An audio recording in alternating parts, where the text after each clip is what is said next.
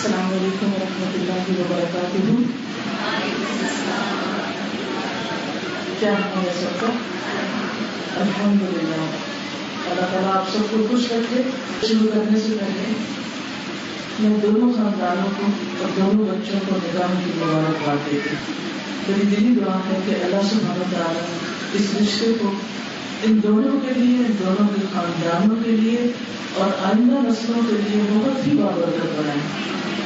ان دونوں کے درمیان بہترین محبت پیدا کریں، بہترین سلوک، اتفاق اور ایک دوسرے کا احترام پیدا کریں، ایک دوسرے کو اچھی طرح سمجھ لیں اور ایک دوسرے کے ساتھ بہترین معاملہ کرنے کی توفیق عطا فرمائیں. اور ان سے اللہ تعالیٰ آگے ایسی نسل چلائے کہ جو ان کے لیے، ان کے والدین کے لیے دنیا میں نام روشن کرنے کا ذریعہ ہو اور آخرت کے اعتبار سے بہترین صدقہ جاریہ ہو. الحمدللہ نکاح ہو چکا ہے اور خطبہ نکاح بھی ہوا. میں اسی کو لے کر آگے چلوں گی انشاءاللہ کہ خطبہ نکاح میں ہمیں کس چیز کی تعلیم دی گئی ہے، اور پھر یہ کہ شادی کے بعد عورت اور مرد، شوہر اور بیوی دونوں کی کیا ذمہ داریاں ہیں اور ایک دوسرے پر کیا حق ہے. تو آگے شروع کرتے ہیں. نحمده ونصلي على رسوله الكريم، اما بعد فاعوذ بالله من الشيطان الرجيم. بسم الله الرحمن الرحيم. رب اشرح لي صدري ويسر لي امري واحلل عقدة من لساني يفقهوا قولي. ان الحمد لله نحمده ونستعينه ونستغفره ونعوذ بالله من شرور أنفسنا ومن سيئات أعمالنا. من يهده الله فلا مضل له ومن يضلله فلا هادي له. وأشهد أن لا إله إلا الله وأشهد أن محمدا عبده ورسوله. يا أيها الذين آمنوا اتقوا الله حق تقاته ولا تموتن إلا وأنتم مسلمون. يا أيها الناس اتقوا ربكم الذي خلقكم من نفس واحدة وخلق منها زوجها وبث منهما رجالا كثيرا ونساء واتقوا الله الذي تساءلون به والأرحام إن الله كان عليكم رقيبا. يا أيها الذين آمنوا اتقوا الله وقولوا قولا سديدا يصلح لكم أعمالكم ويغفر لكم ذنوبكم ومن يطع الله ورسوله فقد فاز فوزا عظيما. شکر اور تعریف اللہ کے لیے ہے. ہم اسی سے مدد چاہتے ہیں اور اسی سے اپنے گناہوں کی معافی چاہتے ہیں، اور ہم اپنے نفس کی شرارتوں اور برائیوں کے مقابلے میں اپنے آپ کو اللہ کی پناہ میں دیتے ہیں. حقیقت یہ ہے کہ جس کو اللہ سیدھے راستے پر چلائے اس کو کوئی بھٹکا نہیں سکتا، اور جس کو وہ گمراہ کر دے اسے کوئی سیدھے راستے پر لا نہیں سکتا. اور میں گواہی دیتی ہوں کہ اللہ کے سوا کوئی معبود نہیں، اور یہ کہ محمد صلی اللہ علیہ وسلم اللہ کے بندے اور اس کے رسول ہیں. اے ایمان والوں، ٹھیک ٹھیک اللہ کا تقوی اختیار کرو اور مرتے دم تک اللہ کی وفاداری اور اطاعت شاری پر قائم رہو. اے لوگوں، اپنے رب کے غضب سے ڈرو جس نے تمہیں ایک جان سے پیدا کیا اور اسی جان سے اس کا جوڑا پیدا فرمایا، اور پھر ان دونوں کے ذریعے بہت سے مرد اور عورتیں دنیا میں پھیلا دیے. اس پالنے والے کی ناراضگی سے بچتے رہنا جس کا واسطہ دے کر تم ایک دوسرے سے اپنے حقوق مانگتے ہو، اور رشتہ داروں کے حقوق کا پاس اور لحاظ رکھو. یقین جانو اللہ تمہاری نگرانی کر رہا ہے. اے ایمان والو، اللہ سے ڈرتے رہو اور جچی تلی مضبوط بات زبان سے نکالو. اللہ تمہارے اعمال کی اصلاح فرما دے گا اور گناہوں پر معافی کا پردہ ڈال دے گا. اور جو لوگ اللہ اور اس کے رسول کی اطاعت اور فرما برداری کریں گے وہ عظیم کامیابی سے سرفراز ہوں گے. اللہ کا شکر ہے کہ اللہ نے ہمیں مسلمان گھرانے میں پیدا کیا. ہم نے آنکھ کھولتے ہی اللہ کا نام سنا، مسلمان ماؤں کی گودوں میں پرورش پائی، ہمارے چاروں طرف آزانی گونجی، ہم نے لوگوں کو اللہ کی عبادت کرتے ہوئے دیکھا. مسلمان گھرانوں میں ہم نے آنکھ کھولی اور اسلام کو لے کر گئے ہوئے. یہ صرف اور صرف اللہ کا احسان ہے کہ جس نے ہمیں دنیا کی سب سے بڑی نعمت سے سرفراز کیا، جسے خود قرآن مجید میں نعمت کہا گیا ہے. الیوم اکملت لکم دینکم واتممت علیکم نعمتی ورضیت لکم الاسلام دینا. آج میں نے تمہارے لیے تمہارا دین مکمل کر دیا اور تم پر اپنی نعمت تمام کر دی، یعنی مکمل دین تمہیں عطا کیا. یہ دین اسلام ایک نعمت ہے جو ہمیں ہماری کسی بھی کوشش کے بغیر نصیب ہو گیا اور تمہارے لیے دین اسلام کو پسند کیا. اس نعمت پر ہم جتنا بھی شکر ادا کریں اتنا ہی کم ہے. لیکن شکر کیسے ادا کریں؟ دل میں بھی ادا کریں، زبان سے بھی کریں، اور پھر جب عمل کی باری آئے تو اللہ کے حکم کے مطابق اپنی زندگی بسر کر کے اللہ تعالیٰ کے شکر گزار بندے بنے. کیونکہ جو شکر گزار بندے ہوتے ہیں اللہ سبحانہ تعالیٰ کا وعدہ ہے کہ وہ انہیں اپنی مزید نعمتیں عطا کرے گا. لئن شکرتم لأزیدنکم، اگر تم نے شکر ادا کیا تو میں تمہیں ضرور و ضرور اور زیادہ دوں گا. یعنی جس بھی نعمت پر شکر کرو گے وہ نعمت بڑھتی چلی جائے گی. یہ شکر نعمتوں کی حفاظت کا ذریعہ ہے. اس لیے شادی کے موقع پر بھی ہمیں سب کو اللہ سبحانہ تعالیٰ کا شکر ادا کرنا چاہیے. اور ہمارا دین ہمیں نہ صرف یہ کہ نماز روزے کی تعلیم دیتا ہے، عبادات کے طریقے بتاتا ہے، بلکہ شادی بیاہ کے بھی طریقے بتاتا ہے. اور اس معاملے میں بھی اس نے ہمیں بہترین تعلیم دی ہے. اور پھر عین شادی کے موقع پر، نکاح کے موقع پر جو خطبہ دیا جاتا ہے اس میں آئندہ زندگی گزارنے کے لیے بہترین رہنمائی ہے. یہ ہمارے دین کی خوبصورتی ہے کہ کوئی موقع ایسا نہیں ہوتا کہ جس کے بارے میں وہ ہماری رہنمائی نہ کرے، اور اگر وہ ہماری رہنمائی نہ کرے تو ہم اندھیروں میں ہی گھومتے رہیں، ہم اندھیروں میں ہی بھٹکتے رہیں اور ہمیں نہ پتہ چلے کہ ہم نے زندگی کیسے گزارنی، کس موقع پر کیا کرنا ہے. یہ اللہ سبحانہ تعالیٰ کا بہت بڑا فضل ہے کہ جس نے ہمیں وہ سکھا دیا جو ہم جانتے نہ تھے. لیکن افسوس یہ ہے کہ ہمارے یہاں عموماً جب نکاح ہوتا ہے تو خطبہ نکاح کی صرف عبارت پڑھ دی جاتی ہے برکت کے لیے، مصنوع خطبے کے طور پر، اور بات ختم ہو جاتی ہے. وہ بھی ٹھیک ہے لیکن اس سے مقصد پورا نہیں ہوتا، کیونکہ یہ خطبہ اپنے اندر بہت سی ہدایات رکھتا ہے. اس لیے ضروری معلوم ہوتا ہے کہ اس موقع پر کسی کا ترجمہ اور تھوڑی سی وضاحت کر دی جائے.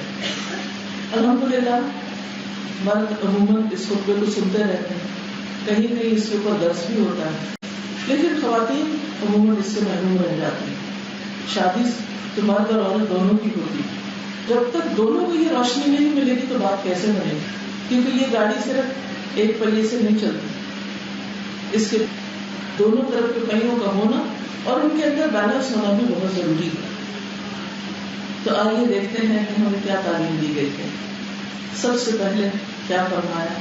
ان الحمد للہ، بے شک تعریف اللہ کے لیے، شکر اللہ کے لیے ہے، یعنی جس نے یہ نعمت ہمیں عطا کی اور جس نے ہمیں باقی زندگی میں بھی بہت کچھ عطا کیا. ہم میں سے ہر ایک کے اوپر اللہ سبحانہ و تعالیٰ کے اتنے بے پناہ احسانات ہیں کہ اگر ہم گننا چاہیں تو گن نہیں سکتے. وَإِن تَعُدُّوا نِعْمَةَ اللَّهِ لَا تُحْصُوهَا، اگر تم اللہ کی نعمتوں کو شمار کرنا چاہو، گننا چاہو تو تم گن ہی نہیں سکتے. ساری زندگی گزر جائے گی لیکن نعمتیں ختم نہیں ہوں گی. لیکن عموماً کیا ہوتا ہے کہ جو کچھ ہمیں ملا ہے اس کا ہم ذکر بھی نہیں کرتے، اور جو نہیں ملتا یا کسی ایک چھوٹی سی چیز سے بھی محرومی ہو جاتی تو ہر وقت اسی کی فکر کرتے رہتے ہیں، اسی کا غم کھاتے رہتے ہیں اور اللہ تعالیٰ کے احسانات کو بھول جاتے ہیں، جس کی وجہ سے ہماری زندگی میں جو خوشیاں ہوتی وہ ختم ہو جاتی ہیں. ہم مایوسی کا شکار ہو جاتے ہیں، ہم غمگین، دکھی اور پریشان ہونا شروع ہو جاتے ہیں. جبکہ ایسی کسی بھی موقع پر جب بھی ہمارے اندر کوئی ناگواری آئے، کوئی چیز ہمیں پسند نہ آئے تو فوراً سوچیں کہ اللہ نے اور کیا کچھ دیا. جب ان کے بارے میں سوچنے لگیں گے تو آپ کا دل شکر سے بن جائے گا. آپ دیکھیے کہ بعض اوقات کسی انسان کی طرف سے کوئی تکلیف پہنچتی اور خصوصاً شادی کے بعد آپ دیکھیں میاں بیوی کے درمیان بہت کلوزنس ہوتی ہے, ایک دوسرے سے بڑی توقعات ہوتی ہیں, اللہ تعالیٰ دلوں میں محبت بھی ڈال دیتا ہے. لیکن ہوتے تو بہرحال انسان ہے نا, کمزور انسان, خلق الانسان ضعیفا. تو اس کمزوری کی وجہ سے ایک دوسرے کے حق میں کوتاہی بھی ہو جاتی ہے, ایک دوسرے کی کوئی بات اچھی نہیں بھی لگتی. ایسے موقع پر انسان اگر یہ سوچے کہ دوسرے کے اندر کیا کیا خوبیاں تو وہ کمزوری جو ہے بھول جائے گی, انسان کو اس کو صبر آ جائے گا اور انسان بڑے فائدوں کو سامنے رکھ کر زندگی کے سفر کو خوشگوار بنا لے گا.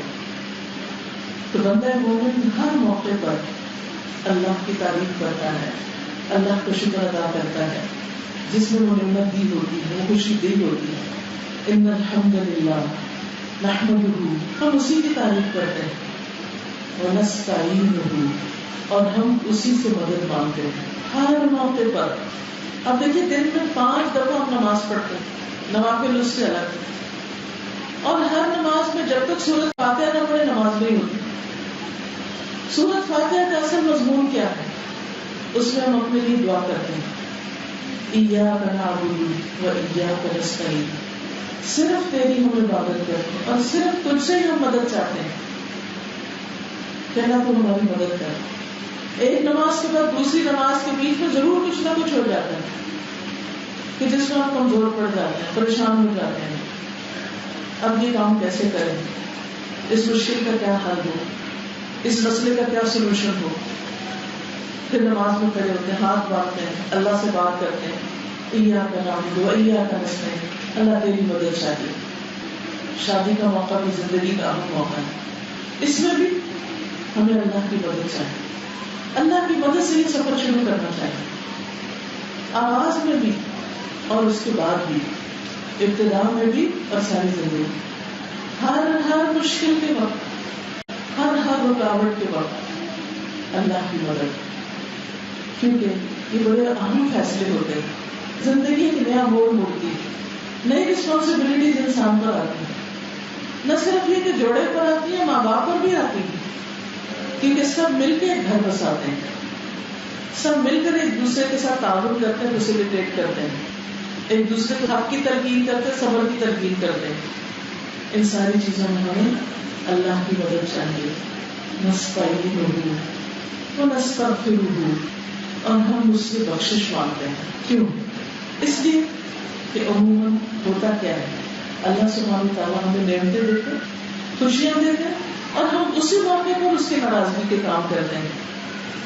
عام روزمرہ زندگی میں بھی ہم سے غلطیاں ہوتی ہیں, لیکن شادی کے موقع پر تو ہم نے کسر نکال دینی ہوتی ہے. ہر چیز میں اپنی خواہش, لوگوں کی مرضی, یہ نہیں دیکھتے اللہ کیا چاہتا ہے, اور پھر ایسی چیزیں کر جاتے ہیں جو اللہ تعالیٰ کی ناراضگی کا باعث بنتی ہے.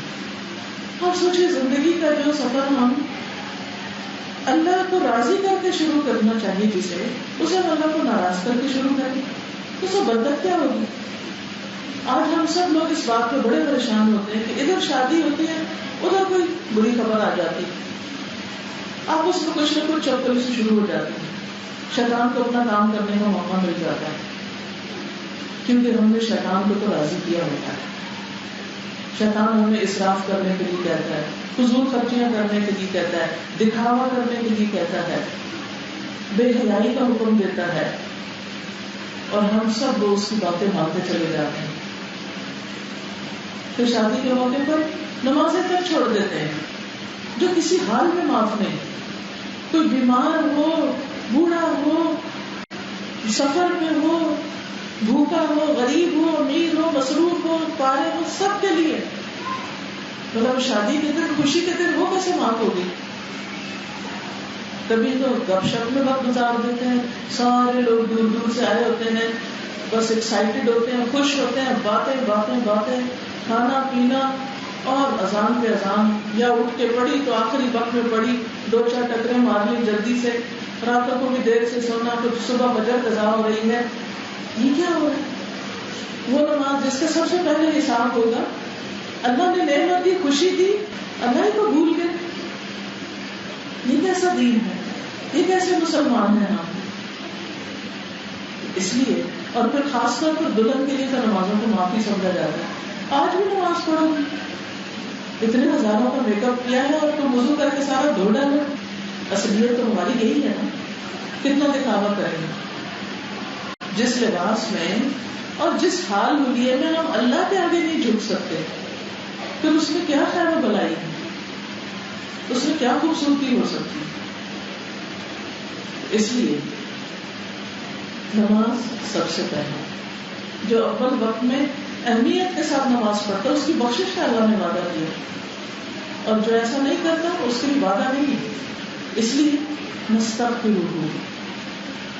اور کیا ہوتا ہے جب ہم آپس میں ملتے ہیں تو بعض اوقات کوئی ناراضگیاں پیچھے کی ہوتی ہیں, کچھ لوگ ایک دوسرے کو خوش ہو کے سلام نہیں کرتے, ان کے پاس نہیں جاتے, معاف نہیں کرتے, اور کچھ گلے شکوے شروع کر دیتے ہیں, کچھ ان کی باتیں شروع کر دیتے ہیں جو حاضر نہیں ہوتے, ان کی غیبت شروع کر دیتے ہیں, وہ فلان نہیں آیا, یہ وجہ ہوگی, یہ ہوگی, اور کچھ اور اس طرح کی باتیں. اللہ نے ہمیں اس لیے تھوڑی بنایا, یہ خوشی کا وقت اس لیے تھوڑی ہوتا ہے کہ ہم گلے شکوے کریں, ہم ناراضگیاں لے کے بیٹھے ہوئے, ہم ایک دوسرے کو معاف نہ کریں, اور جو آ نہیں سکا اس کی غیبت کریں.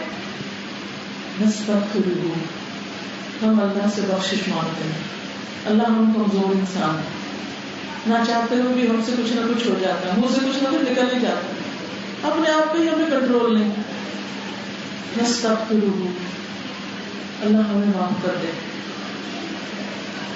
ونعوذ باللہ من شرور انفسنا, اور ہم اللہ کی پناہ چاہتے ہیں اپنے ہی نفس کے شر سے بچنے کے لیے. بعض اوقات جو ہمیں تکلیفیں پہنچتی ہیں یا مشکلیں آتی ہیں اس کا ذمہ دار دوسروں کو قرار دیتے ہیں. ٹھیک ہے, دوسرے بھی وجہ ہوتے ہیں, لیکن شیطان کو بلیم کرنے سے پہلے, لوگوں اور معاشرے کا رونا رونے سے پہلے اپنے اندر کو جھانک کے دیکھیں کہ ہمارا نفس کس بات کا حکم دیتا ہے. سورۃ یوسف میں آتا ہے وما ابرئ نفسی ان النفس لامارۃ بالسوء, میں اپنے نفس کو بڑی ظلمہ قرار نہیں دیتا, کیونکہ نفس تو انسان کو برائی کا حکم دیتا ہے, بہت زیادہ دیتا ہے. سب سے پہلے تو ہمارے اپنے اندر سے خواہشات شروع ہوتی, ہمارا اپنا دل مچل اٹھتا ہے. لہٰذا جب ہم سے کوئی غلطی ہوتی تو اس وقت سوچنا چاہیے کہ کیوں کی ہم نے یہ, سیلف انالیسس کرنا چاہیے. کسی انسان کے حق میں کوتاہی ہو, اللہ سبحانہ و تعالیٰ کے حق میں کوتاہی ہو, تو اس پر کیا کریں, اپنے آپ کو دیکھیں اور اللہ سے دعائیں مانگ کریں کہ یا اللہ مجھے میرے نفس کے شر سے بچا. کیونکہ باہر کے دشمن تو باہر کے ہیں, یہ جو اندر دشمن بیٹھا ہوا ہے یہ بڑی مشکل میں ڈال دیتا ہے. کئی دفعہ یہی نہیں مانتا, خاص طور پر جہاں ایگو کے مسئلے ہو جاتے ہیں, کسی کو معاف نہیں کر سکتے. کون روکتا ہے؟ لوگ نہیں, اپنا اندر ہی نہیں مانتا. کسی کے ساتھ حسن سلوک کرنا, کسی کا حق دینا, اس کا جو ہمیں نہیں دیتا وہ کیسے دیں, بڑا مشکل ہے, کیونکہ نفس مانتا نہیں. قرآن مجید میں اللہ سبحانہ و تعالیٰ فرماتے ہیں کہ جو شخص اپنا تزکیہ کر لے گا وہ کامیاب ہو جائے گا. قد افلح من زکاہا وقد خاب من دساہا, جس نے اس کا تزکیہ کر لیا, اس کو پاک کر لیا, وہ کامیاب ہو گیا, اور جس نے اس کو گندا کیا اور اس کو دبا دیا وہ ناکام ہو گیا. ایک دوسری جگہ پر آتا ہے قد افلح من تزکا وذکر اسم ربہ فصلی بل تؤثرون الحیاۃ الدنیا والآخرۃ خیر وابقی. یقیناً کامیاب ہو گیا جس نے نفس کا تزکیہ کر لیا, اپنے رب کا نام لیا, ذکر کیا, ذکر اسم ربہ فصلی, پھر نماز پڑھی.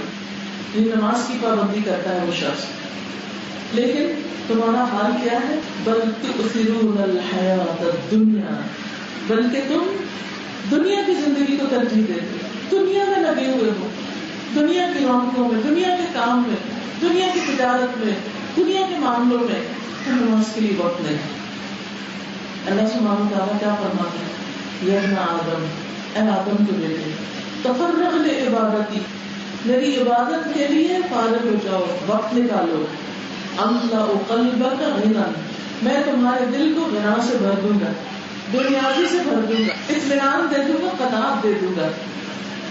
لیکن اگر تم نے ایسا نہیں کیا، وقت نہیں نکالا کہ نماز کے لیے وقت نہیں، یہ میٹنگ ہے، وہ میٹنگ ہے، یہ کمٹمنٹ ہے، وہ کام ہے، یہ عورتوں کے مردوں کے سب کے، بچوں کے ادھر کے ادھر کے، مصروفیت، بھاگ دوڑ، پھر کیا ہوگا؟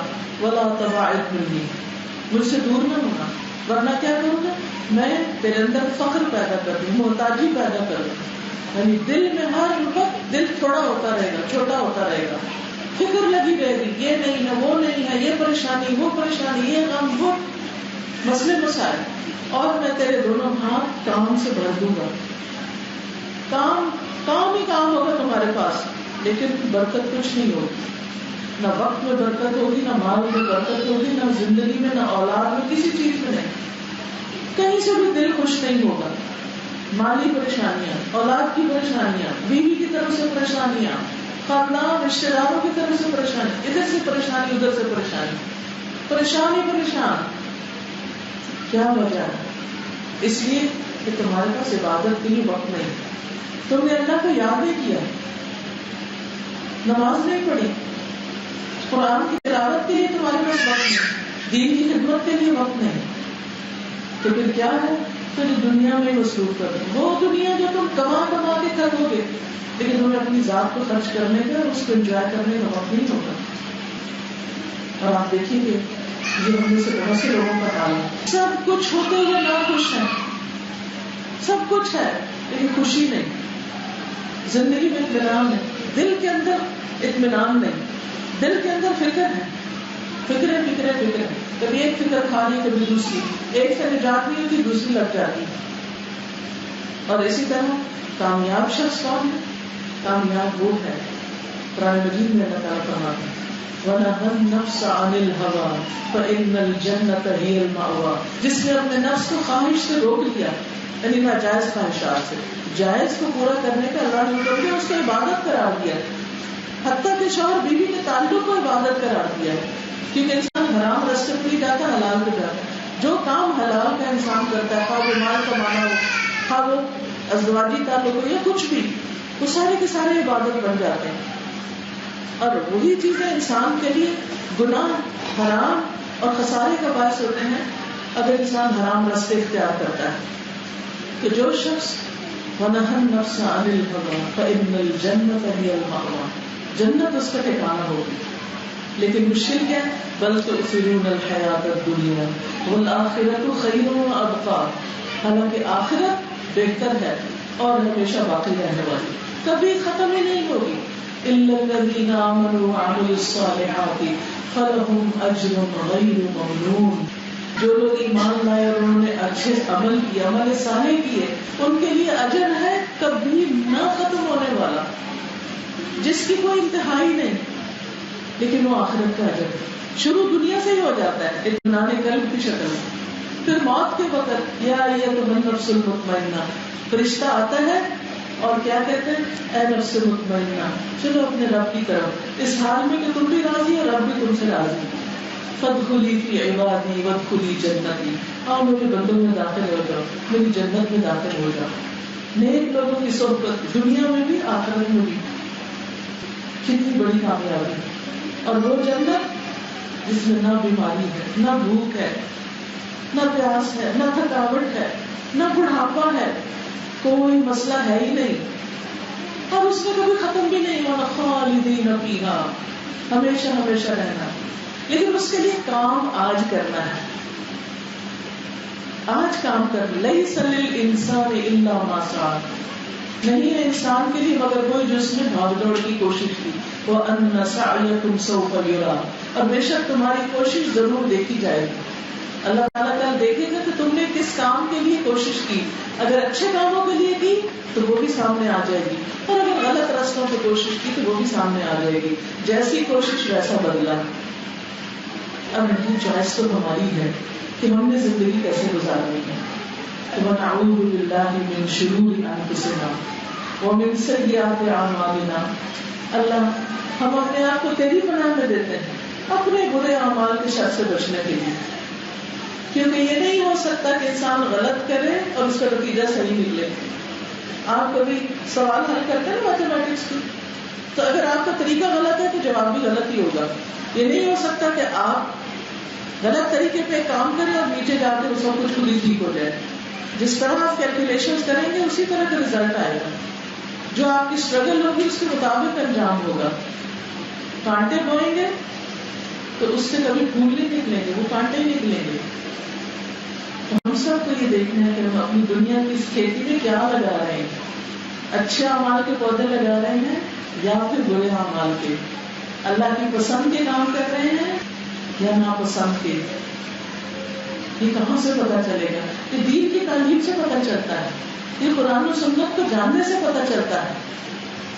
اچھا، برے اعمال کی نحوست ہوتی ہے، نماز نہ پڑھنے کی نحوست ہوتی ہے، قرآن نہ پڑھنے کی نحوست ہوتی ہے. جس گھر میں قرآن نہیں پڑھا جاتا، آپ صلی اللہ علیہ وسلم نے کیا فرمایا؟ اپنے گھروں کو قبرستان نہ بناؤ، اپنے گھروں کو قبرستان نہ بناؤ. کہ سب سو رہے ہیں پڑھے جیسے مردے سو رہے ہو، تو کوئی اس میں قرآن نہیں پڑھا، کہیں کوئی ذکر کی آواز نہیں ہے، کہیں کوئی اللہ کا نام نہیں ہے. تو اس چیز سے ہمیں منع کیا ہے. اور گھروں کی رونق کس سے ہے؟ آبادی کس سے ہے؟ روشنی کس سے ہے؟ برکتیں کس سے ہیں؟ اللہ کے ذکر سے. تو جب انسان برے اعمال کرتا ہے تو اس کی بری نحوست بھی آتی ہے اور اس کے اثرات ہوتے ہیں. انسان کی جسمانی صحت پر بھی ہوتے ہیں، انسان کے اولاد پر بھی ہوتے ہیں، اس کے رزق کاروبار پر بھی ہوتے ہیں. لہذا ونعوذ باللہ من شرور انفسنا ومن سیئات اعمالنا. اللہ، ہم انسان ہیں، کمزور ہیں، غلطیاں ہوتی ہیں ہم سے، لیکن ان غلطیوں کا جو برا نتیجہ نکلنے والا ہے، اللہ تو ہمیں اس سے بھی محفوظ رکھ، ہمیں ہدایت دے کہ ہم تیرے راستے پر چلیں. اس کے بعد ایمان کی تجدید ہو رہی ہے. اشہد ان لا الہ الا اللہ، میں گواہی دیتا ہوں کہ اللہ کے سوا کوئی معبود نہیں. یعنی میں آئندہ زندگی بھی اسی کی عبادت کروں گا. شادی سے پہلے بھی اسی کا بندہ تھا اور شادی کے بعد بھی اللہ ہی کا بندہ بن کے رہوں گا. واشہد ان محمدا عبدہ ورسولہ، اور میں گواہی دیتا ہوں کہ محمد صلی اللہ علیہ وسلم اللہ کے بندے اور اس کے رسول ہیں. آئندہ زندگی میں بھی انہی کو اپنا رہنما سمجھوں گا، انہی کے طریقوں پر چلوں گا، انہی سے ہدایت لوں گا. لہٰذا اس موقع پر پھر ہمیں یاد کرا دیا جائے، کیونکہ عموماً کیا ہوتا ہے، بعض اوقات لوگ اکیلے ہوتے ہیں، یعنی شادی سے پہلے دین پر قائم ہوتا ہے، اپنی مرضی ہوتی ہے. شادی کے بعد دوسرے شخص کا انفلوئنس بہت ہونے لگتا ہے. آج ہی ایک بچی نے مجھے کسی کا میسج بھیجا کہ کوئی شخص تھا، اس نے دین پڑھا اور پڑھ کے ماشاءاللہ بہت ترقی کی. جس سے کوئی دین کی بات کرتا تھا اس پر اثر ہو جاتا تھا، جس کسی کو دم کرتا اس کو اللہ تعالیٰ شفا دے دیتا تھا. بات میں بھی اثر، دم میں بھی اثر، اور نیکیوں میں دوڑ لگانے والا، سب سے آگے. شادی ہوئی خالہ کی بیٹی سے. اس کے بعد آہستہ آہستہ آہستہ نمازیں چھٹی، دین کی تعلیم تبلیغ چھٹی، دم کرنے چھٹے، جاب بدل لی، داڑھی بڑھوا لی اور بالکل دین سے دور ہو. ایک بیوی کا اثر. اسی لیے کہا گیا نا کہ فاصبر بذات الدین تربت یداک، دین والے کو چنو تمہارے ہاتھ ہاتھ آلود ہیں. یعنی شادی کے معاملے میں سب سے زیادہ ترجیح دین کو دو، کیونکہ ساتھی اگر دیندار ہوگا نا تو وہ ہماری بھی مدد کرے گا. شوہر دیندار ہوگا تو بیوی کی مدد کرے گا، بیوی ہوگی تو شوہر کی مدد کرے گی، کیونکہ دونوں ایک دوسرے کو کمپلیمنٹ کرتے ہیں، ایک دوسرے کی کمزوری کو دور کرتے ہیں، ایک دوسرے کے مددگار ہوتے ہیں. والمؤمنون والمؤمنات بعضهم اولیاء بعض، مومن مرد اور عورتیں ایک دوسرے کے مددگار ہوتے ہیں. یأمرون بالمعروف وینہون عن المنکر، نیکی کا حکم دیتے ہیں، برائی سے روکتے ہیں. ویقیمون الصلاۃ، نماز قائم کرتے ہیں. نبی صلی اللہ علیہ وسلم نے فرمایا وہ بیوی جو اٹھتی ہے صبح شوہر کو جگاتی ہے، اگر نہیں اٹھتا تو پانی کا چھینکا مارتی ہے، اللہ اس پر رحم کرے. اسی طرح وہ شوہر جو صبح اٹھتا ہے اور بیوی نہیں اٹھتی تو وہ اس کو بھی جگاتا ہے، اللہ اس پر بھی رحم کرے. دین میں اس کی مدد کرنے والے ہیں، ایک دوسرے کے مددگار ہیں. کتنی بڑی خوش قسمتی ہے کہ دونوں ایک دوسرے کے لیے آخرت کا گھر بنانے کے لیے مددگار ہیں. یہ رفاقت ہے دنیا میں بھی اور یہ آخرت کے لیے، ورنہ یہ رشتے آخرت میں باقی نہیں رہیں گے. اگر دوسرے کو چھوڑ دیا تو چھوٹ ہی جائے گا، چاہے کتنی بھی محبتیں ہوں. اور پھر اس کے بعد 3 آیتیں ہیں اس میں، خطبہ نظام میں 3 آیتیں جن میں 4 دفعہ تقویٰ کا حکم ہے. اے لوگوں جو ایمان لائے ہو اللہ کا تقویٰ اختیار کرو، اللہ سے ڈرو جیسے ڈرنے کا حق ہے، اور تمہیں موت نہ آئے مگر اس حال میں کہ تم مسلمان ہو، اللہ کے فرمانبردار ہو. موت کا تو نہیں پتہ کب آ جائے گی، لیکن اللہ کی نافرمانی بھی نہ آئے، کیونکہ انسان جس حال میں مرے گا اسی میں اٹھایا جائے گا، وہی اس کا انجام ہوگا آخرت کے حساب سے. تو یہاں پر کیا کہا گیا؟ ایمان والوں کو تقویٰ کا حکم دیا جائے. ایمان والے ہو، مسلمان ہو، دیندار ہو، سب کچھ اللہ سے ڈرتے رہنا. اصل میں تقویٰ کا لفظ ہے یہ وقایا سے، وقایا کہتے ہیں پروٹیکشن کو، پروٹیکٹ کرنا، بچانا، اپنے آپ کو بچانا. کس چیز سے پروٹیکٹ کرنا؟ اللہ کی نافرمانی کے کاموں سے. حضرت عمر رضی اللہ تعالیٰ عنہ نے ایک دفعہ ابی بن کعب سے پوچھا تھا کہ تقویٰ کیا ہوتا ہے. ابی بن کعب ایک بڑے اسکالر تھے. انہوں نے کہا کہ عمر کبھی تم کسی خاردار کانٹوں والے جنگل میں چلے؟ ان کا ہاں چلا. کیونکہ کیسے چلے گا؟ کانٹوں سے بچتے ہوئے، بچتے بچاتے جھاڑیوں سے چلتا چلا گیا کہ کسی چیز میں الجھن نہیں. کہا یہی تقویٰ کہ انسان اپنا دامن ان چیزوں سے بچا کے رکھے، اپنے آپ کو ان گناہوں سے بچا کے رکھے جو اللہ تعالیٰ کی ناراضگی کا سبب بنے.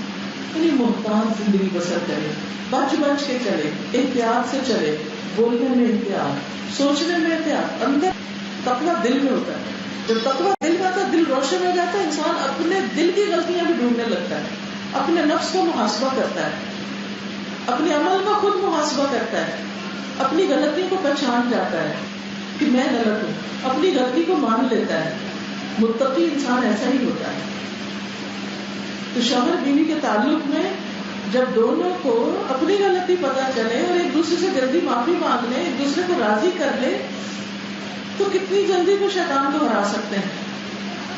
اور اگر گرجز دل میں رکھ لیں، معافی نہ کریں، ناراضگیاں لمبی چوڑی ناراضگیاں، اور پھر وہ ناراضگیاں دل میں تھوڑی رہتی ہے، جو چیز دل میں ہوتی ہے وہ زبان سے اوپر سے باہر آ جاتی ہے. پھر انسان غصے میں کچھ بول دیتا ہے، وہ جو غصے میں بولا ہوتا ہے وہ دل میں بیٹھ جاتا ہے اگلے کے، اور پھر اس کے بعد اس کی طرف سے اور بڑا ریئیکشن سامنے آتا ہے، اور پھر دل پھٹتے ہیں اور رشتے ٹوٹتے ہیں اور کیا سے کیا ہو جاتا ہے. لیکن جو انسان اپنا محاسبہ کر سکتا ہے، اور ہر ایک کو کرنا چاہیے. قرآن مجید میں اللہ تعالیٰ فرماتے ہیں یا ایھا الذین آمنوا اتقوا اللہ ولتنظر نفس ما قدمت لغد. اے لوگوں جو ایمان لائے اللہ سے ڈرو اور دیکھو اپنے کل کے لیے کیا بھیجا ہے. واتقوا اللہ، اور اللہ سے ڈرو.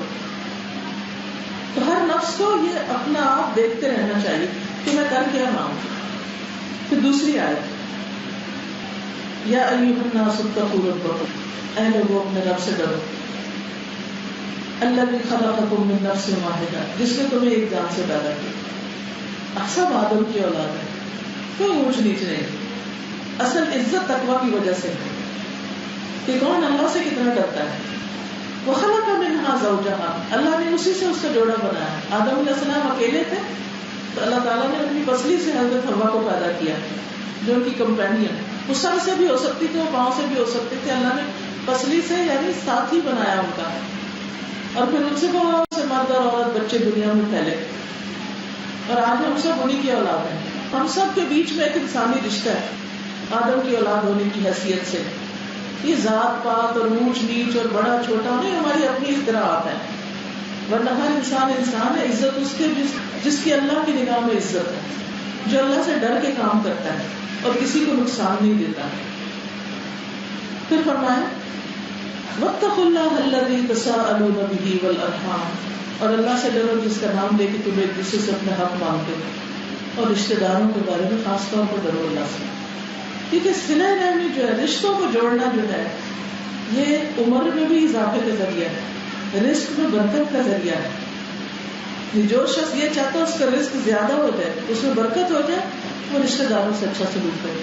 جو چاہتا ہے اس کی عمر میں برکت ہو، عمر کو جو ہے سو ہے اس میں اچھے اچھے کام کر دے، آخرت کے لیے کچھ کما کے ساتھ لے جائے. اسے چاہیے کہ رشتے داریاں جوڑ کے رکھے. اور رشتے داری کب جڑتی ہے؟ جب آپ معاف کرتے چلے جائیں، اور اگر آپ ان کی طرف سے پہنچنے والی تکلیفوں کو یاد رکھتے ہیں تو پھر رشتے داری نہیں جڑ سکتی.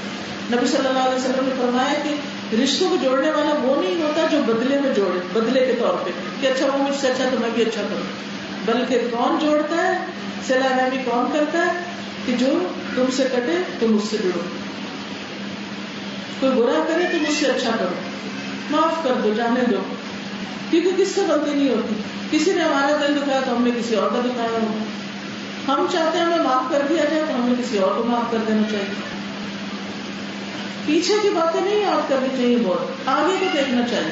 لیکن افسوس یہ کہ ہم عموماً ایک ایک غلطی گن کے رکھتے ہیں، جب کوئی نئی غلطی ہوتی ہے تو پچھلی ساری کو بھی گردان پڑتے ہیں، تم نے یہ بھی کیا، یہ بھی کیا، یہ بھی کیا. نتیجہ کیا ہوتا ہے کہ پھر کبھی بھی معاملات درست نہیں ہوتے.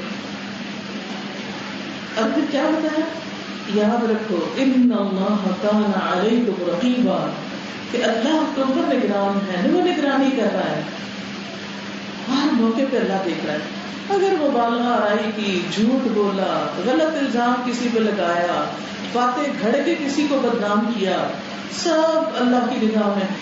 کہاں بچ کے جاؤ گے؟ این المفر، کوئی فرار کی جگہ نہیں، کوئی انسان اللہ سے بچ کے نہیں جا سکتا، کوئی انسان اللہ سے چھپا ہوا ہے ہی نہیں، وہ تو دل کے راز بھی جانتا ہے.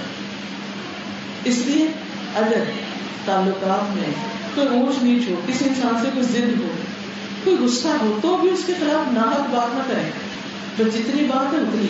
عموماً آپ دیکھیں رشتوں کی خرابی میں کیا ہوتا ہے، بیوی شوہر کو ساس کے بارے میں مبالغہ نہیں کر کے باتیں بتا رہی ہے، ماں بیٹے کو بیوی کے بارے میں ایسی باتیں بتا رہی جن کی کوئی حقیقت نہیں، اور پھر اس سے غصے بڑھتے چلے جاتے ہیں لڑائی بجھائی کرنے سے. ابلیس کا من پسند مشغلہ کیا، میاں بیوی کے درمیان جدائی ڈالو. لہٰذا کوئی بھی شخص جو میاں بیوی کو لڑاتا ہے اور ایک دوسرے کے خلاف باتیں کرتا ہے، وہ دراصل شیطان کا کاروبار ہے. شیطان ہر روز اپنا تخت پانی پہ لگاتا ہے اور اپنے کارندے بھیجتا ہے. جب وہ واپس آتے ہیں غلط کام کروا کے لوگوں سے پوچھتا ہے کیا کیا کروایا، تو وہ جو بھی اپنا کارنامہ بتاتا ہے، وہ کہتے کچھ نہیں کیا. لیکن جب کوئی آ کے یہ بتاتا ہے میں نے فلاں میاں بیوی کے درمیان لڑائی جھگڑا کرا دیا، وہ اس کو گلے لگاتا ہے، تاج پہناتا ہے، کہتے تم نے اصل کام کیا. کیونکہ جب ایک گھر ٹوٹے گا، گھر میں بے چینی ہوگی، فساد ہوگا، لڑائی جھگڑے ہوں گے، تو کیا ہوگا، کوئی چیز سیدھی نہیں ہوگی، پھر نسلوں تک خرابیاں جاتی ہیں. یعنی بعض اوقات ہم اتنے خود غرض ہو جاتے ہیں، اپنی خاطر بچوں کو بھی داؤ پہ لگا دیتے ہیں، دیکھی جائے گی ان کے ساتھ کیا ہوگی، میں نہیں یہاں گزارا کر سکتی، بہت ہو گئی. اور وہ بچے ساری زندگی کے لیے کس محرومی کا شکار ہوتے ہیں. انہیں ماں بھی چاہیے، انہیں باپ بھی چاہیے. ہم تو اپنے لیے کوئی اور راہ ڈھونڈ لیں گے، تو ان بچوں کا کیا بنے گا. تو یہ شیطان کی چالیں ہوتی ہیں. اور وہ سب لوگ جو میاں بیوی کو لڑا رہے ہوتے ہیں کسی بھی طرح، وہ بھی شیطان کے چیلے بن جاتے ہیں. تو ایسی چیزوں سے بچنا چاہیے، خاموشی اختیار کر لینی چاہیے. اصلاح کرنی ہے کسی کی تو خود کر دے، منع کر دے یہ اچھا ہے، یہ برا ہے، یہ کرو یہ نہ کرو. کیونکہ شکایتیں لگانا، کسی کے کام بھرنا، چغلیاں کرنا، الزام لگانا، یہ مومن کا کام نہیں ہوتا. اور جو کسی کے لیے کرتا ہے وہ بھرتا ہے، اس کا کیا اپنے سامنے آ جاتا ہے. اور آخری آیت کیا ہے اس سلسلے میں، یا ایھا الذین آمنوا اتقوا اللہ، اے لوگوں جو ایمان لائے اللہ سے ڈرو. پھر اللہ سے ڈرو، اللہ کا تقویٰ. وقولوا قولا سدیدا، اور درست بات کرو، سیدھی بات کرو، اسٹریٹ فارورڈ. کہ بات کچھ اور بنا کے کچھ اور پیش کر دیں کہ غلط طریقہ ہے. اگر تم سیدھے ہوگے یصلح لکم اعمالکم، تو تمہارے اعمال کی اصلاح کر دے گا. ویغفر لکم ذنوبکم، تمہارے گناہوں کو معاف کر دے گا. ومن یطع اللہ ورسولہ فقد فاز فوزا عظیما، اور جو اللہ اور اس کے رسول کی اطاعت اور فرما برداری کرے گا وہ عظیم الشان کامیابی پائے گا، وہ اصل میں کامیاب ہوگا. اس لیے ازدواجی زندگی میں اپنے دل کی نہیں ماننی چاہیے، اللہ کی بات ماننی چاہیے، وہ کیا چاہتا ہے ہم سے، اور اس کے رسول سے رہنمائی لینی چاہیے. سب سے پہلے یہ کہ شوہر کے اوپر کیا ذمہ داریاں آئی ہوتی. نمبر 1، بیوی کے ساتھ اچھے سلوک سے زندگی گزارنا. اللہ سبحانہ وتعالیٰ فرماتا ہے وعاشروہن بالمعروف، اور ان کے ساتھ بھلے طریقے سے زندگی بسر کرو. آپ نے فرمایا لوگوں سنو، عورتوں کے ساتھ اچھے سلوک سے پیش آؤ، کیونکہ وہ تمہارے پاس قیدیوں کی طرح. اب وہ شادی ہو کے آ گئی، نہ اپنے ماں باپ کے گھر انہیں جانا، نہ کہیں اور، تمہارے ہی گھر رہنا ہے، وہ تمہاری قید میں ہے، تمہاری ہو گئی ہے. تمہیں ان کے ساتھ سختی کا برتاؤ کرنے کا کوئی حق نہیں سوائے اس صورت کے جب ان کی طرف سے کوئی کھلی ہوئی نافرمانی سامنے آئے. اور پھر وہ کھلی ہوئی نافرمانی کیا ہے کہ شوہر اگر کسی کا گھر میں آنا پسند نہیں کرتا تو عورت اس سے دوستی کرے, کہ جن لوگوں سے ملنا اس کو پسند ہے اس سے ملے. پھر اسی طرح مرد کے اوپر ذمہ داری کیا ڈالی گئی کہ بیوی سے خوشگمان رہے, بلا وجہ شک نہ کرے. یاد رکھیے شک کو شبہ محبتیں ختم کر دیتا ہے. اعتماد بڑی چیز ہوتی ہے. اگر کوئی غلطی نظر بھی آئے نا تو انسان کے میری آنکھ نے غلط دیکھا ہے, میرا میاں ایسا نہیں ہو سکتا, میری بیوی ایسا نہیں ہو سکتی. اچھا گمان, اس سے انسان کا دل خوش رہتا ہے, دوسرے کے بارے میں اچھے خیالات آتے ہیں. شیطان وسوسے ڈالے گا, شیطان کے ڈالے ہوئے وسوسے ختم کر دینے ہیں اور ایک دوسرے پر بھروسہ کرنا ہے, یعنی اعتماد کرنا ہے. اور اگر بیوی کی کوئی بات ناپسند ہے تو کیا کرنا ہے؟ قرآن مجید میں اللہ تعالیٰ فرماتے ہیں فَإِن كَرِهْتُمُوهُنَّ فَعَسَىٰ أَن تَكْرَهُوا شَيْئًا وَيَجْعَلَ اللَّهُ فِيهِ خَيْرًا كَثِيرًا. پھر اگر تمہیں کسی وجہ سے وہ ناپسند ہو تو ہو سکتا ہے کہ ایک چیز تمہیں پسند نہ ہو مگر اللہ تعالیٰ نے اسی میں تمہارے لیے بہت کچھ بھلائی رکھ دی ہو. یعنی بیوی کی ایک عادت پسند نہیں, کوئی ایک چیز پسند نہیں, کوئی شکل و صورت میں کوئی چیز پسند نہیں, یا اس کے چال ڈال پہ کوئی چیز نہیں اچھی لگتی, تو اسی کو لے کے دل میں نہیں بیٹھے رہو کہ میں نہیں برداشت کر سکتا, میں نہیں دیکھ سکتا. نہیں, خوبیوں کو دیکھو, اس کو برداشت کر جاؤ, اللہ تعالیٰ اسی کے اندر تمہارے لیے بہت بڑی خوبی اور بھلائی رکھ دے گا. نبی صلی اللہ علیہ وسلم نے فرمایا کوئی مومن اپنی مومنہ بیوی سے نفرت نہ کرے. اگر بیوی کی کوئی عادت اس کو ناپسند ہے تو ہو سکتا ہے اس کی دوسری عادت اسے پسند آ جائے. تو جب آپ پھول اور کانٹے دیکھیں تو پھولوں کی طرف دیکھیں, کانٹوں کو اگنور کریں تاکہ آپ انجوائے کر سکیں. وہ کہتے ہیں کسی نے کھڑکی سے باہر جھانک کے دیکھا تو ایک نے دیکھا اوپر ستارے اور دوسرے نے دیکھا نیچے کیچڑ. جو نیچے دیکھتے ہیں وہ کیچڑ دیکھتے ہیں, جو اوپر دیکھتے ہیں وہ آسمان کی خوبصورتی دیکھتے ہیں. تو بلند نگاہ رکھیں, چھوٹی چھوٹی باتوں کو غصہ نہ کریں اور ان کو لے کے نہ بیٹھے رہیں. تیسری بات, معاف کرنا, درگزر کرنا, چھوٹی چھوٹی چیزوں کو معاف کر دیں, اس سے زندگی خوشگوار ہو جاتی ہے, دلوں کے بوجھ ہٹ جاتے ہیں, اپنا ہی دل قرار میں آ جاتا ہے. اللہ تعالیٰ کا ارشاد ہے یا ایھا الذین آمنوا ان من ازواجکم واولادکم عدوا لکم فاحذروہم وان تعفوا وتصفحوا وتغفروا فان اللہ غفور رحیم. مومنوں, تمہاری بعض بیویاں اور اولاد تمہاری دشمن ہیں, سو ان سے احتیاط برتو, اور اگر تم معاف کر دو, درگزر کرو, چشم پوشی سے کام لو تو یقین جانو اللہ بڑا رحم کرنے والا ہے, غفور رحیم ہے. معاف کرنے کے لیے قرآن مجید میں 3 لفظ آتے ہیں, یہاں تینوں اکٹھے آ گئے. کتنی تاکید ہو گئی کہ یہاں پر خاص طور پر مردوں کو حکم دیا گیا کیونکہ ان کا درجہ اللہ نے بڑا رکھا ہے. تو جن کا درجہ بڑا ان کے دل بھی بڑے ہونے چاہیے, جس کا مقام بڑا ہو اس کا دل بھی بڑا ہونا چاہیے تاکہ وہ معاف کر سکے. اپنے چھوٹوں سے, ماتحتوں سے درگزر کرے, حسن سلوک کرے. معاف کرو, درگزر کرو, اگنور کرو, جانے میں چھوڑ دو, آگے چلو, زندگی کی گاڑی چلاؤ, سولوشن دیکھو, حل دیکھو, آگے کیا کرنا ہے, پیچھے پلٹ کے نہ دیکھو. نبی صلی اللہ علیہ وسلم نے فرمایا عورتوں سے اچھا سلوک کرو. عورت پسلی سے پیدا کی گئی ہے اور پسلیوں میں سب سے زیادہ اوپر کا حصہ ٹیڑھا ہے. اس کو سیدھا کرو گے تو ٹوٹ جائے گی, اس کو چھوڑے رہو تو ٹیڑھی رہے گی. بس عورتوں کے ساتھ اچھا سلوک کرو. کہ بعض عادتیں ایسی ہوتی ہیں عورتوں کے اندر وہ مرد ان کو ٹھیک نہیں کر سکتے, ان کے ساتھ گزارا کرو. اصل میں یہ جو ٹیڑھا پانا نہیں, خم, اور خم بھی ایک حسن ہوتا ہے. یعنی آپ دیکھیں کہ درختوں کی ٹہنیوں میں کتنے خم ہوتے ہیں, کئی چیزوں کے اندر خم ہوتا ہے, آنکھ کی بھووں میں خم ہے, اور چیزوں میں. یہ خم بھی اپنے اندر ایک خوبصورتی رکھتا ہے. تو اس پہ دل آزاری نہ کرو, دل گرفتہ نہ ہو, پریشان نہ رہو, بس اس میں سلوک کرو, غلطی کو اگنور کرتے جاؤ. اب اس سے بڑی خوبصورت تعلیم کون دے سکتا ہے, اس سے بڑی نصیحت کون کر سکتا ہے. بیوی کے ساتھ کیسا معاملہ کرنا ہے, اس سے زیادہ اچھی طرح کوئی نہیں سمجھا سکتا جو ہمیں رسول اللہ صلی اللہ علیہ وسلم نے سمجھا دیا. چوتھی چیز, بیوی کے ساتھ اچھا اخلاق. نبی صلی اللہ علیہ وسلم نے فرمایا کامل ایمان والے مومن وہ ہیں جو اپنے اخلاق میں سب سے اچھے ہوں, اور تم میں سے سب سے اچھے لوگ وہ ہیں جو اپنے گھر والوں کے لیے سب سے اچھے, جو بیوی کے حق میں اچھے ہیں. ہمارے یہاں کو بیوی کے لیے اچھا تو کہتے ہیں تو رنگ مرید ہے, اس سے اسے آرٹیفیشلی بیوی کے ساتھ الٹا سیدھا سلوک کرنا پڑتا تھا کہ لوگ نہ دیکھیں. وہ کہیں بڑا روب رکھا ہوا ہے. کیا نبی صلی اللہ علیہ وسلم نے بھی اس قسم کا روب رکھا ہوا تھا کہ بیوی بات ہی نہ کر سکے, دل کا حال ہی نہ بتا سکے, ڈرتی رہے اور گھٹتی رہے؟ یہ تو ایسا خوبصورت رشتہ ہے جس کو قرآن نے کہا ہن لباس لکم وانتم لباس لہن, وہ تمہارا لباس ہے, تم ان کا لباس ہو. لباس اور جسم کے درمیان کیا ہوتا ہے؟ کچھ بھی نہیں. تو کوئی جھجک, کوئی آڑ, کوئی رکاوٹ, کوئی خوف نہیں ہونا چاہیے. دونوں کو ایک دوسرے کے ساتھ بہترین شیئرنگ کی عادت ہونی چاہیے اور ان چیزوں کی حفاظت بھی کرنی چاہیے. لباس حفاظت بھی تو کرتا ہے نا, ستر پوشی بھی کرتا ہے. ایک دوسرے کی غلطیاں کمزوریاں پتہ بھی چل رہے تو باہر نکل کے ان کا اشتہار نہیں دینا چاہیے. ایک دوسرے کی باتیں چھپانی چاہیے, ایک دوسرے کے راز چھپانے چاہیے. حتیٰ کہ دونوں کو اپنے ماں باپ کو بھی نہیں بتانا چاہیے کہ اس سے بڑی خرابیاں ہو جاتی. چھوٹی سی کو بات اچھی نہیں لگی, جھٹ ماں باپ کو بتایا, آپس میں تو ٹھیک ہو گئے اور ماں باپ بیٹھے غمگین ہو گئے. ٹھیک ہے, کوئی بڑا مسئلہ ہو تو بتانا ہی پڑتا ہے, لیکن چھوٹی چھوٹی باتیں تو آپس میں ہی رہنی چاہیے. پھر اسی طرح حضرت عائشہ کہتی ہے میں نبی صلی اللہ علیہ وسلم کی گڑیوں سے کھیلتی تھی. میری سہیلیاں بھی میرے ساتھ کھیلتی. جب آپ تشریف لاتے تو سب ادھر ادھر چھپ جاتے, آپ ایک ایک کو ڈھونڈ کے میرے پاس بھیجتے تو میرے ساتھ کھیلیں. میری بیوی کی کچھ شوق ہے, دلچسپیاں ہیں, نبی صلی اللہ علیہ وسلم ان کا بھی خیال رکھتے ہیں.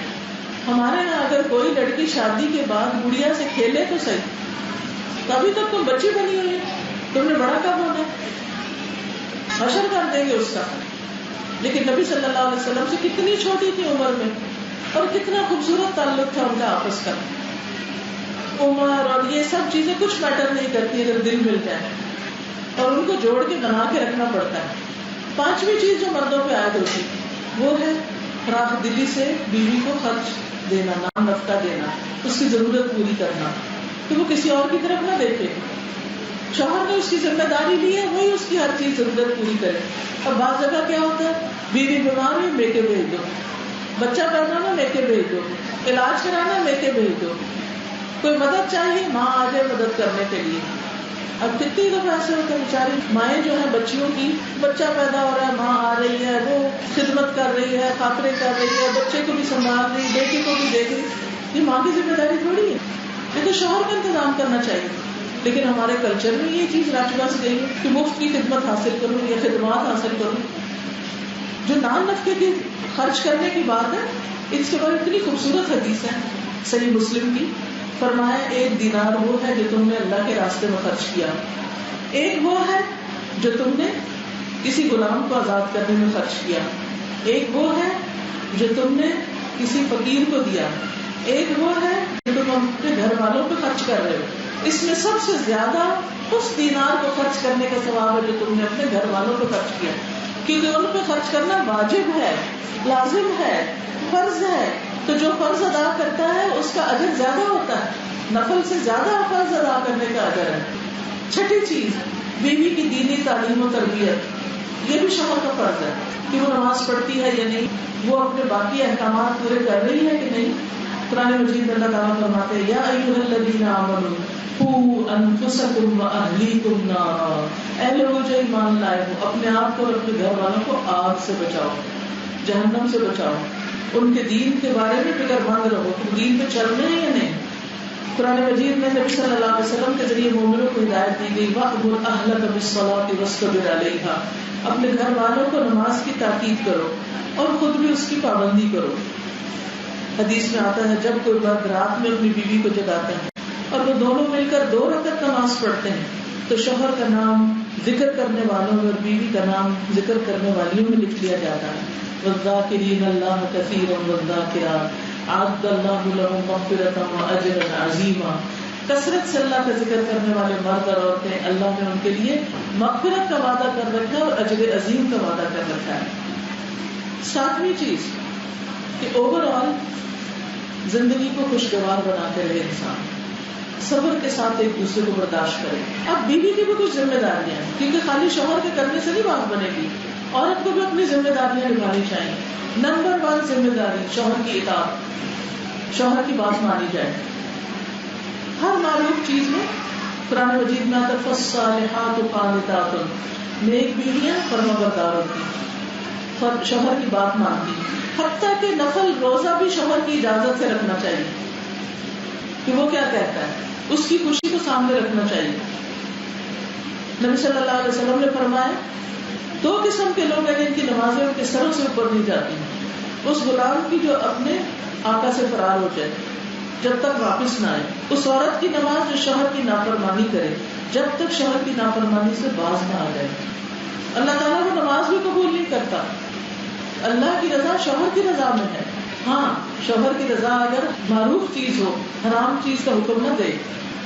دوسری چیز جو عورت پر ذمہ داری آتی ہے، اپنی عزت، عصمت، آبرو کی حفاظت، اپنی شرم و حیا کی حفاظت. شوہر کو کوئی شکایت نہ ہو، ہر اس کام سے بچے کہ جس سے شوہر کے دل میں کوئی وسوسہ یا شیطانی خیال آ سکتا ہے. نبی صلی اللہ علیہ وسلم نے فرمایا عورت جب 5 وقت کی نماز پڑھے، اپنی عزت کی حفاظت کرے، اپنے شوہر کی فرما بردار رہے، وہ جنت کے جس دروازے سے چاہے داخل ہو جائے. اتنا بڑا آ جائے. نمبر 3، شوہر کی اجازت اور مرضی کے بغیر گھر سے نہ جائے، چاہے ماں باپ کا ہی گھر کیوں نہ ہو. اس کا یہ مطلب نہیں کہ اللہ نے مردوں کو اتھارٹی دی اور وہ بچیوں کو ماں باپ سے بھی ملنے سے روک دیں، کیونکہ قطع رحمی سے برکتیں نہیں ہوتی.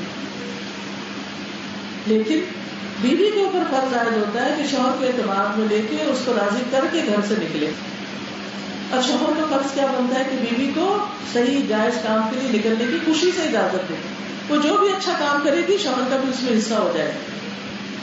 پھر اسی طرح اگلی بات، چوتھی بات، ہمیشہ اپنے قول، عمل، طرز انداز، لباس، ان سب چیزوں سے شوہر کو خوش کرے. شوہر کو خوش کرنا بیوی کی ذمہ داری ہے. بعض عورتیں بازار جاتے ہوئے تو بڑے اچھے کپڑے پہن لیتی ہیں، میک اپ کر لیتی ہیں، گھر میں گندی بندی رہتی ہیں. تو یہ طریقہ ٹھیک نہیں. ہمارا حسن غیر مردوں کے لیے تھوڑی ہے. عورت کے حسن کا سب سے بڑا حقدار اس کا شوہر ہے. اس کی نیت سے اگر سجتی بنتی ہے تو وہ بھی عبادت ہے. تو اس معاملے میں کیئرفل رہے، اپنی جسمانی صفائی، کپڑوں کی صفائی، گھر کی صفائی، ہنر مندی، سلیقہ، ان سب چیزوں کا خیال رکھے. نبی صلی اللہ علیہ وسلم نے فرمایا جس عورت نے اس حال میں انتقال کیا کہ اس کا شوہر اس سے راضی اور خوش تھا، وہ جنت میں داخل ہو. تو جنت میں جانے کے لیے شوہر کی رضامندی چاہیے. اور خاص طور پر جو شوہر کا ایک ذاتی حق ہوتا ہے اس کی ادائیگی. اس معاملے میں اگر شوہر کی بات نہیں مانتی تو ایسی عورت پر فرشتے لعنت کرتے ہیں. تو اس معاملے میں انسان خاص طور پر محتاط. 5ویں بات، شوہر سے محبت کا اظہار کرنا چاہیے. نبی صلی اللہ علیہ وسلم نے فرمایا نکاح سے بہتر کوئی چیز 2 محبت کرنے والوں کے لیے نہیں پائیں گے. ایک موقع پر حضرت صفیہ جو تھی، نبی صلی اللہ علیہ وسلم بیمار ہو گئے تو وہ کہنے لگی کہ کاش آپ کی وجہ میں بیمار ہو جاتی. یعنی محبت کا اظہار کیا. تو اور لوگوں نے بڑی حیرانی سے دیکھا. آپ نے فرمایا دکھاوا نہیں کر رہی، سچ کہہ رہی. آپ نے بھی ان کا حوصلہ بڑھایا. 5ویں چیز، شوہر کا احسان ماننا. جو بھی وہ کرے احسان، اچھا سلوک، اس کا اپریشیٹ کرنا. ہم کہتے ہیں کہ ہمارا حق تھا، وہ کچھ لایا ہے، وہ کچھ کر رہا ہے، وہ محنت کر رہا ہے، وہ کما رہا ہے، وہ سب تو کیا ہے اسے کرنا نہیں. ٹھیک ہے، وہ اپنا فرض پورا کر رہا ہے، لیکن ہماری ذمہ داری کیا ہے کہ ہم اس کا شکریہ ادا کریں، شکر گزار ہوں. نبی صلی اللہ علیہ وسلم ایک بار حضرت اسماء کے پاس سے گزرے. وہ کہتے ہیں کہ ہم اپنی سہیلیوں کے ساتھ تھے، آپ نے ہمیں سلام کیا اور ارشاد فرمایا تم پر جن کا احسان ہے ان کی ناشکری سے بچو. تم میں سے کوئی اپنے ماں باپ کے گھر دنوں میں بیاہی بیٹھی رہتی، پھر اللہ اس کو شوہر دیتا ہے، اولاد سے نوازتا ہے. ان سارے احسانات کے باوجود اگر وہ شوہر سے کبھی ناراض ہوتی ہے تو کہتی ہے میں نے کبھی تمہاری طرف سے کوئی بھلائی نہیں دیکھی، میں نے اس گھر میں کوئی سکھ نہیں پایا. یہ ناشکری کا جملہ ہے، یہ اللہ کی ناراضگی کا جملہ ہے. یہ نہیں کہنا چاہیے کبھی. اس موقع پر بھی احسانات کو یاد رکھنا چاہیے. 6 بات، شوہر کی خدمت کر کے خوش ہوں، اس کے لیے تکلیف اٹھا کر خوش ہوں، احسان نہ جتائیں، موڈ نہ آف کریں. حضرت عائشہ اپنے ہاتھ سے نبی صلی اللہ علیہ وسلم کے کپڑے دھوتی، سر میں تیل لگاتی، کنگھا کرتی، خوشبو لگاتی. دوسری صحابی خواتین بھی یہی کرتی. شوہر کا حق اتنا ہے کہ ایک بار آپ نے فرمایا کسی انسان کے لیے جائز نہیں کہ کسی اور کو سجدہ کرے. اگر اجازت ہوتی تو میں بیوی کو حکم دیتا کہ وہ شوہر کو کرے. اتنا بڑا احسان ہوتا ہے شوہر کا بیوی پر. پھر 7ویں بات، شوہر کے گھر اور مال اسباب کی حفاظت. یہ بھی عورت کی ذمہ ہے. ریسورسز کو ضائع نہ کرے, گھر کے معاملے میں ہر چیز کی حفاظت کرے. نبی صلی اللہ علیہ وسلم نے قریش کی عورتوں کی تعریف کتنی اچھی ہیں, بچوں پہ بڑی مہربان ہیں, شوہر کے گھر بار کی انتہائی حفاظت کرتی ہیں. نبی صلی اللہ علیہ وسلم نے فرمایا مومن کے لیے اللہ کے خوف کے بعد, تقویٰ کے بعد سب سے زیادہ مفید اور باعث خیر نعمت نیک بیوی. جب وہ اسے کسی کام سے کہے تو خوشی سے کرے, جب اس پہ نگاہ ڈالے اسے خوش کر دے, جب وہ اس کے بھروسے پہ قسم کھا بیٹھے تو اس کی قسم پوری کر دے, اور جب وہ کہیں چلا جائے تو اس کے پیچھے اپنی عزت و آبرو کی حفاظت کرے. شوہر کے مال اور اسباب کی نگرانی میں شوہر کی خیرخواہ اور وفادار رہے. اور آخری بات یہ کہ صفائی ستھرائی, سلیقہ, زیبائش, آرائش, اس کا بھی اہتمام کرے. تاکہ آپ دیکھیں باہر کتنا فتنہ ہے, ہر جگہ مردوں کے ساتھ عورتیں کام کر رہی ہیں, یعنی اسمارٹ عورتیں اچھے اچھے لباس میں اچھے اچھے طریقوں سے آتی, سارا دن شوہر ان کو دیکھتا ہے, گھر میں آتا تو بیوی موڈ آف کیے ہوئے, بال بکھرے ہوئے, کپڑے گندے ہیں, پھر وہ کس کی طرح مائل ہوگا. تو اس چیز کا عورت کو خیال رکھنا چاہیے اور اپنے اس رشتے کی حفاظت کرنی چاہیے. اللہ تعالیٰ سے دعا ہے کہ اللہ تعالیٰ ہمیں عمل کی توفیق عطا فرمائے, کیونکہ اچھی اچھی باتیں تو ہم سب کو معلوم ہوتی ہیں لیکن ہم عمل نہیں کرتے. اللہ ہمیں عمل والا بنائے. وآخر دعوانا الحمد للہ رب العالمین. سبحان اللہ والحمد للہ ولا الہ الا اللہ واللہ اکبر ولا حول ولا قوة الا باللہ العلی العظیم. اللهم صل علی محمد وعلى آل محمد كما صليت على إبراهيم وعلى آل إبراهيم إنك حميد مجيد. اللهم بارك على محمد وعلى آل محمد كما باركت على إبراهيم وعلى آل إبراهيم إنك حميد مجيد.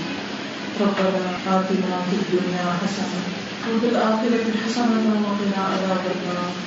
ربنا هب لنا من أزواجنا وذرياتنا قرة أعين واجعلنا للمتقين إماما.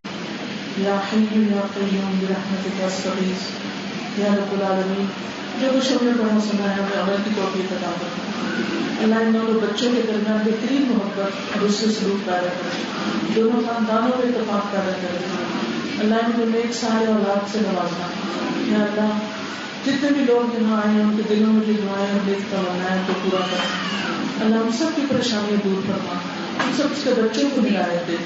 یا اللہ ہمارے گناہوں کو معاف کر دے اور ہمیں برائیوں سے بچنے کی توفیق عطا فرما. یا حی یا قیوم برحمتک استغیث. اللہ ہمارے عیبوں کو ڈھانپ دے, ہماری موت آسان کر دے, ہماری قبر کو روشن کر دے, ہماری آخرت کو بہترین کر دے. یا اللہ ہمیں رزق حلال عطا فرما, حرام سے بچا, اللہ ہر بیماری اور شر سے بچا. ربنا تقبل منا انك انت السميع العليم وتب علينا انك انت التواب الرحيم. وصلى الله تعالى على خير خلقه محمد وعلى اله واصحابه واهل بيته اجمعين برحمتك يا ارحم الراحمين. الهي امين. سبحانك اللهم وبحمدك اشهد ان لا اله الا انت استغفرك واتوب اليك. السلام عليكم ورحمة الله وبركاته.